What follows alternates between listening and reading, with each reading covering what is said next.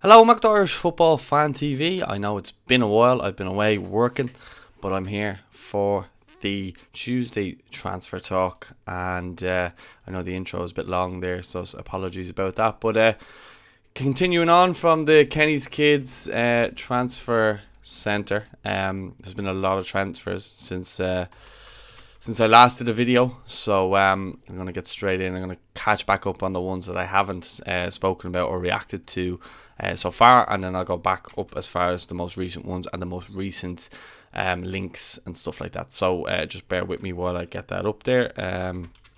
Hope everyone's keeping well and enjoying the sun. And I'll get this up here now. 1 second.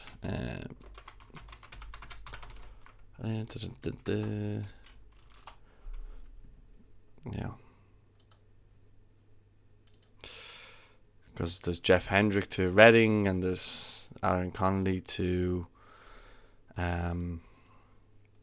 Venezia, and there's other transfers as well that happened. Liam Kerrigan as well to Como. So there's lots of transfers that have happened in the last 2 weeks, I suppose, while I was away working down in Cork. So I'm back now. So come along and get your thoughts in the comments, and we will go through a bit of what we have. So here we go. Right. So the latest transfers, I suppose. We'll start with Derby because a couple of our Irish players have gone there, and a couple have stayed on. Obviously, Aaron Cashin has stayed on. He's going to stay there with them at least for this season.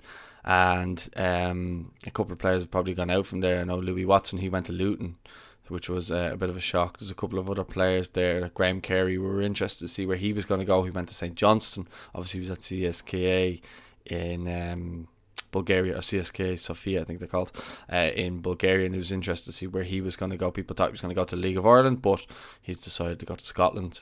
Probably a good move for him. Probably his last, I suppose, financially big move for him, although St Johnstone probably aren't paying that much. But he probably didn't want to come back to Ireland and is happy to settle in Scotland. Gavin Kilcane to Stoke is an interesting one. We obviously typically look at Stoke as a side who play long ball. They don't play attractive football, and obviously he's a player who likes to get the ball on the deck, and he likes to get the tempo of the game going, and he gets the ball down and he makes things happen.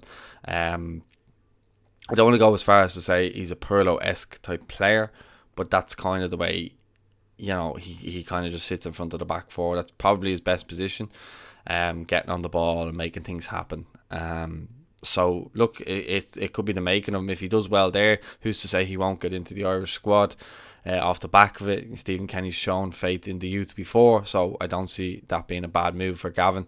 I hope he can kick on. I don't think he really got as much minutes overall for Bournemouth this season. I know he started well and became a big player, especially for the Ireland under-21s, but I do think this is the season that it should be the one that kicks him on that little bit more. So back to Derby, Conor Howard's gone there, same as David McGoldrick and same as James Collins. So big Irish contingent back at, and obviously we have Jason Knight there as well, who looks like he could be going, but we're still waiting to hear where he is going at the moment. So that's still to be decided, but I do think for the three lads there, it's probably their last big move. Definitely Howard. I think his probably ambition is to go there with Derby and get them promoted to the Championship and have a couple more years there. I would say that's the case. Same with McGoldrick, and I'd probably say the same for James Collins as well. I just think that it's a good move for the three of them, really. I think Jason Knight, I don't think he'll be there by the end of the transfer window. I think he'll have moved on. I know Werder Bremen are linked to him at the moment, which could be a good move for him. I think they just got promoted to the Bundesliga, so lots of movement in the Irish market. I don't think we're used to this, and it's a shame because there's a lot of movement from the League of Ireland. There's a lot of players that have left the League of Ireland now, good young players. Dan Mandreo has left Shamrock Rovers for a minimal fee. It was a clause in his contract, so it kind of messed up there a little bit. Darragh Burns went to MK Dons. I think I spoke about that one before. Robbie Brady went to Preston. That's again like the Howrahan and the McGoldrick and Collins. I think that's similar enough move in that sense, is that he'd be trying to get them promoted to the Premier League, but then the likelihood of him playing in the Premier League is probably minimal as well. So I think, look, it could be one last big payday for him, if he looks to look at just the age of him at the minute. Jeff Hendrick to Reading. This is one where, to be honest, you're kind of looking at Hendrick. He can't break into the Newcastle team. It was a pretty poor Newcastle team at the start of the season, and then he was shipped out to QPR.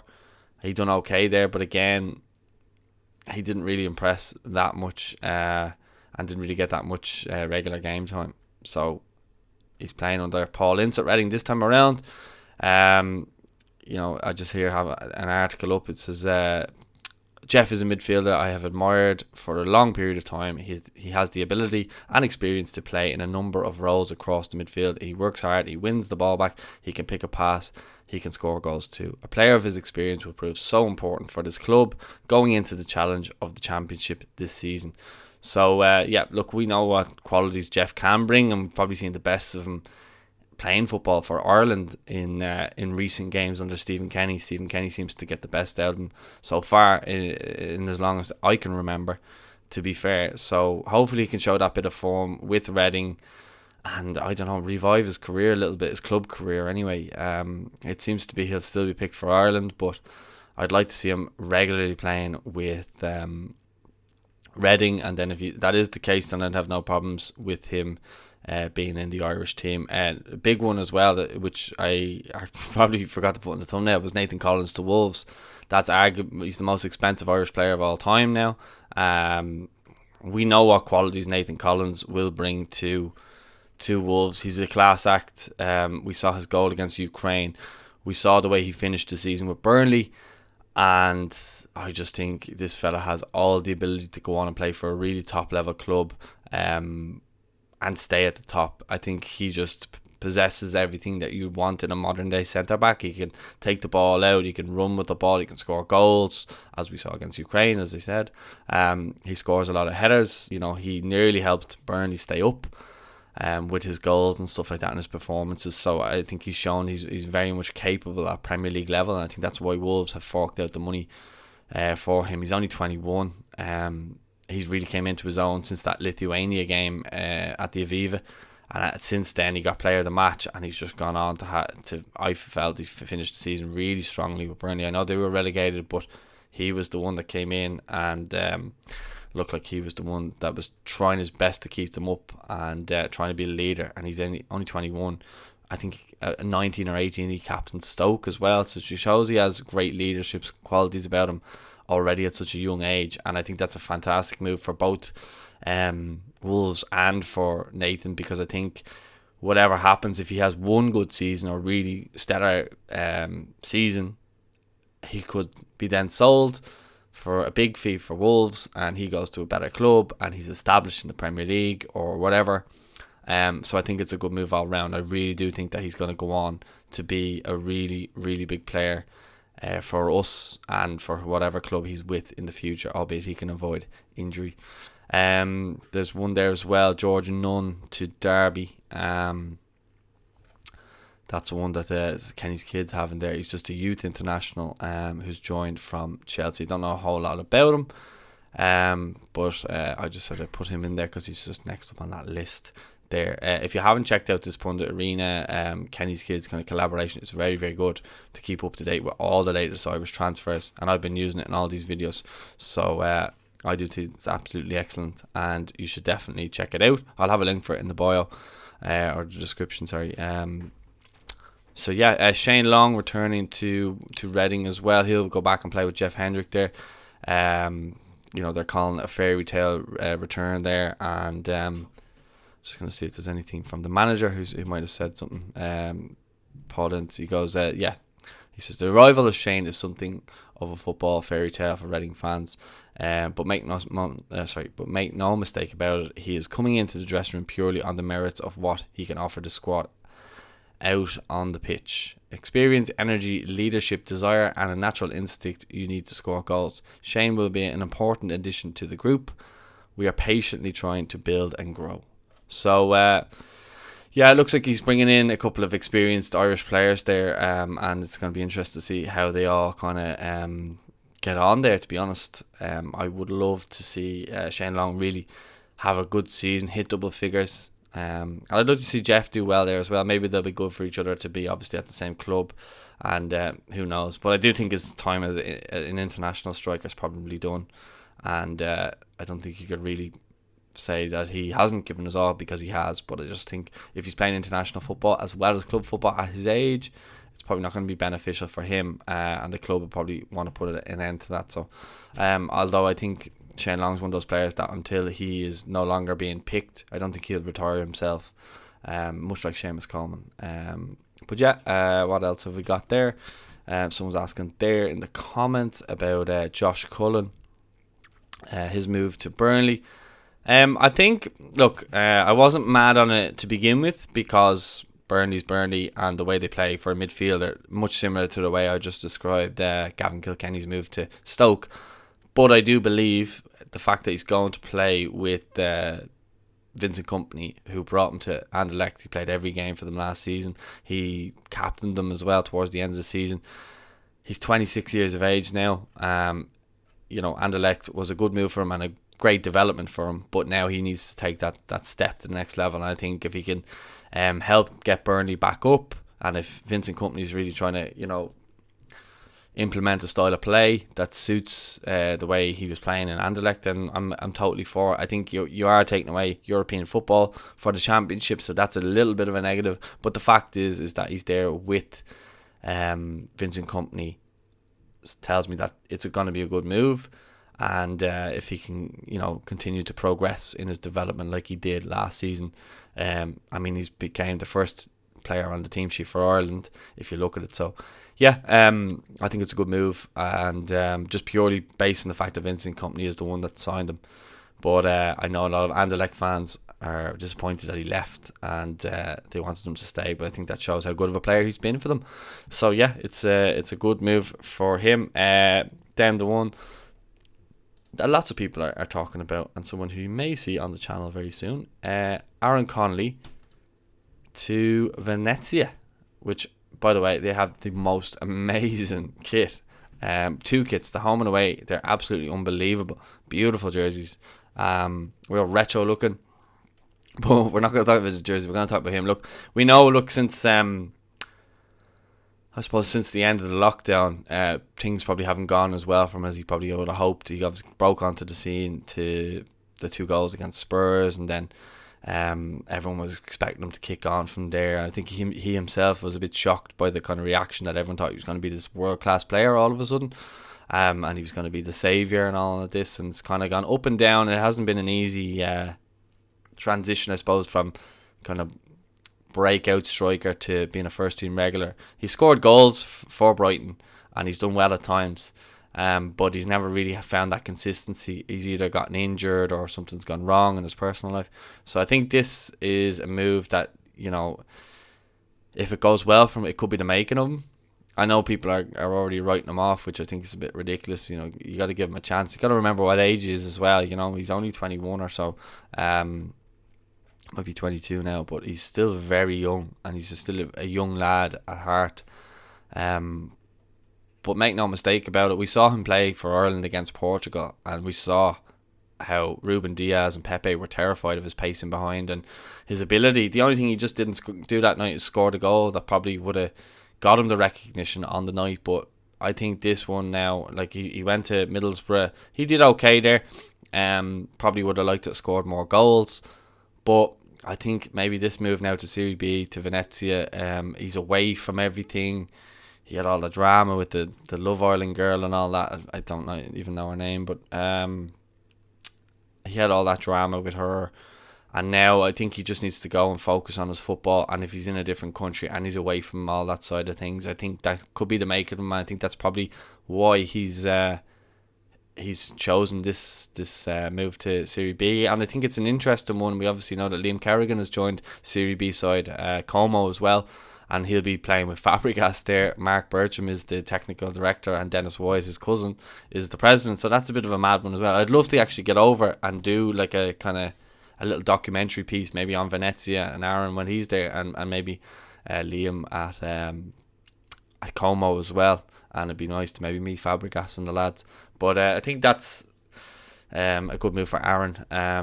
And Liam, I think he played the other day and got like a goal and 3 assists, or well, he was definitely involved in the assist side of things. So he's already hit the ground running there with them, and they're in pre-season. He's obviously coming in the middle of his season with UCD, so he has signed there with them. Then we have Eric Yarrow, who signed from UCD as well to Bolton. I don't really know too much about him. He's 18 and he's joined Bolton. And he was on trial there, it says, with them for the B team. So I think he'll be put into the B team, and then they'll look to maybe bring him in if he does well into the first team. So best luck to him. I know he follows our Instagram and stuff, so best luck to him if he's watching the show, or if he's watching the live video. Best luck to you, Eric. And we have one more transfer, I think, or two. 2 more. Marcus Harness to Ipswich from Portsmouth. A bit of a sideways move, in my opinion. But look, he's done a decent job with Portsmouth last year. He signed a 3-year deal with Ipswich, and Joe Pigott has moved the other way on a season-long loan as part of it. So it says there the club has the option to extend Marcus's contract by a further 12 months, so he could be there 3 years if he wants to. Obviously, we know he's Irish eligible, but because of the way other players have stepped up in recent times, he hasn't really been given a look in the Irish team. But it seems to be a decent enough player, and I do think it's a bit of a sideways step up. Maybe Ipswich can go on and get promotion this season, but I think League One's going to be a hotbed of teams just kind of all fighting it out like there was last season. Aaron McEneff then to Perth Glory is the transfer that's happened today. It says it happened yesterday, but it happened overnight. Obviously, we know the time difference there. Look, he's 26.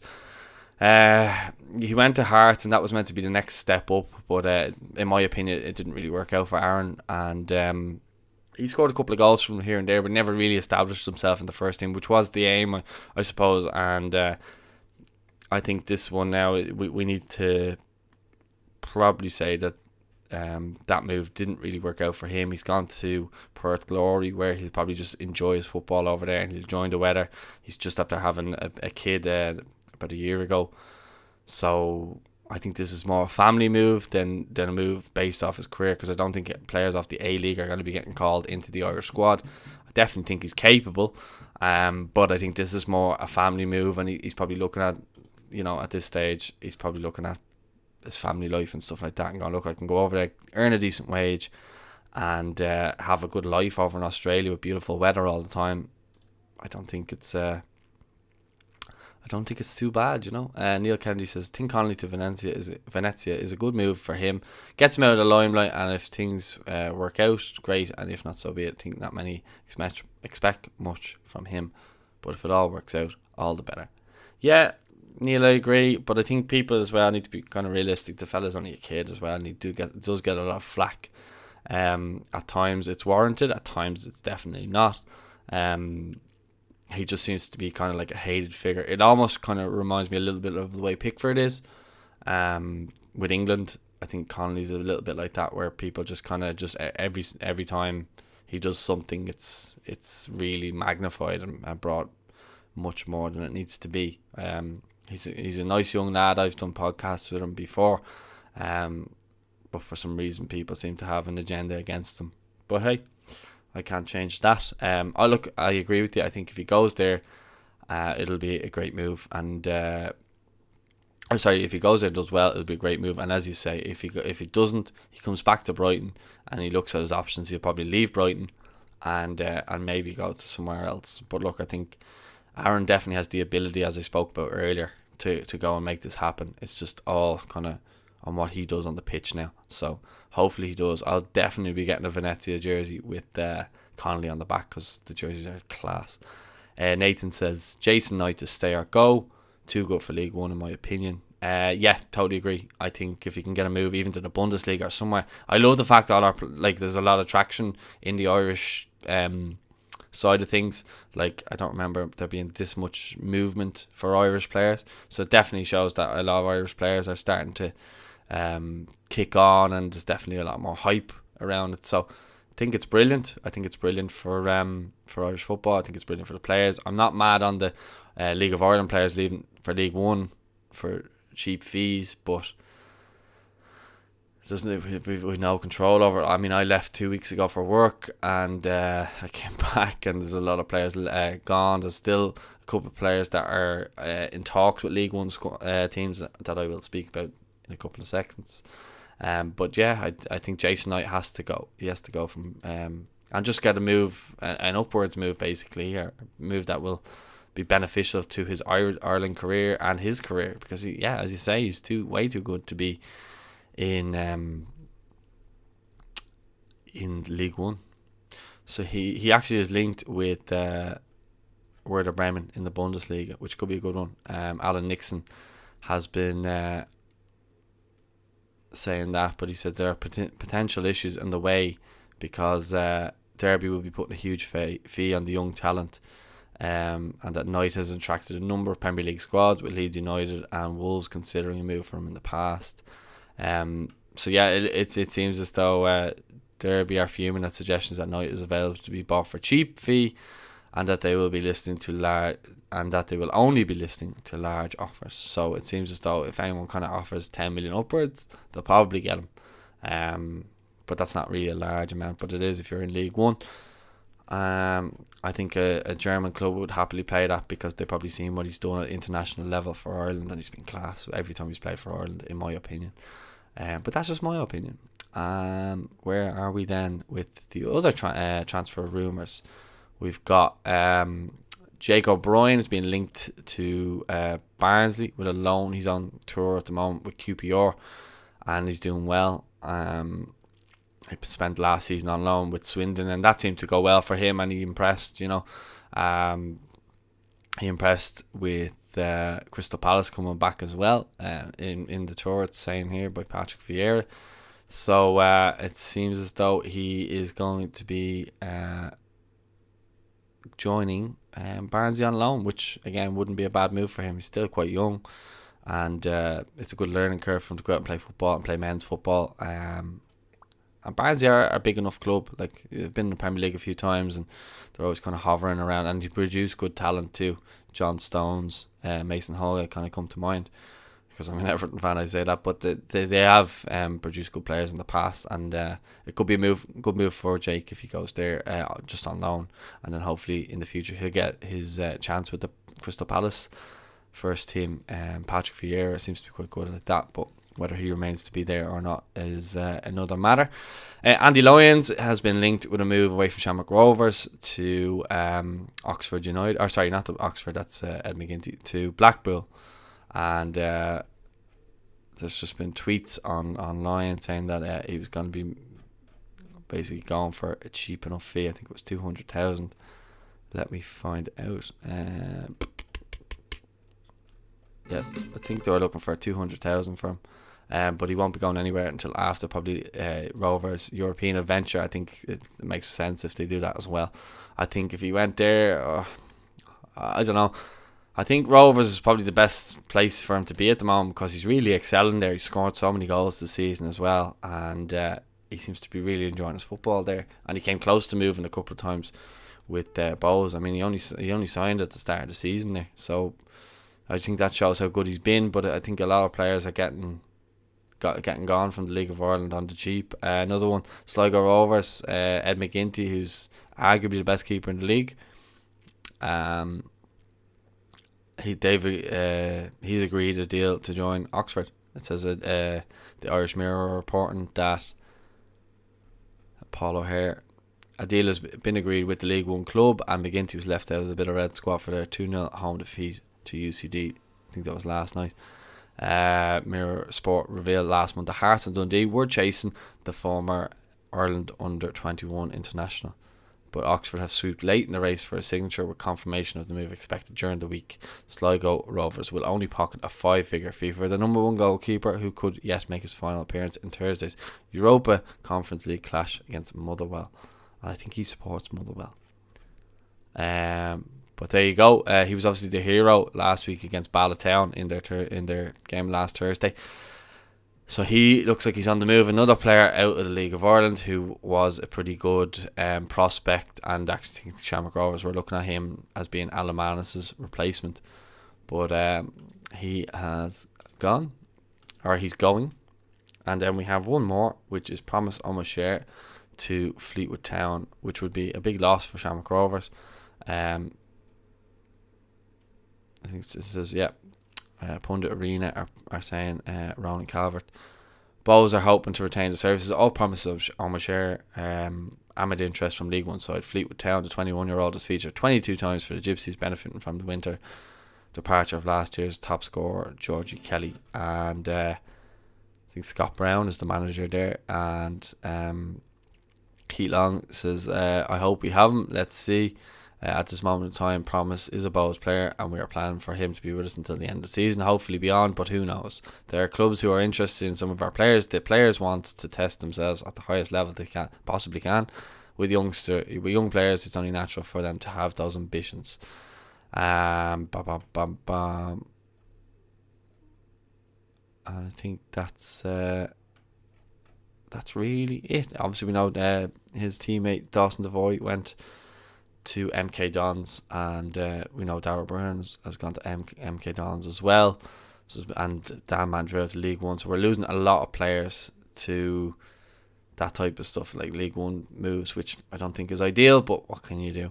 Anyway, let us know your thoughts on all of those transfers, and if you missed any, or what your thoughts are on the transfers and players going in the comments. Don't forget to like the video. Don't forget to subscribe. We are only 27 subscribers from 11,000 subscribers. So if you are a fan of the channel and you might just forgot to subscribe, but you like our content, you might just give it a little subscribe just to help us grow, and a like as well always help us in the algorithm on YouTube too. So listen, thanks very much for joining me, those who got involved in the comments, and sorry it's been delayed. I was just away on work, and I'll be back up and running again soon, and hopefully a couple of player podcasts are in the works at the minute, so hopefully we'll get them over the line over the next couple of weeks and have them come to you. So thanks very much for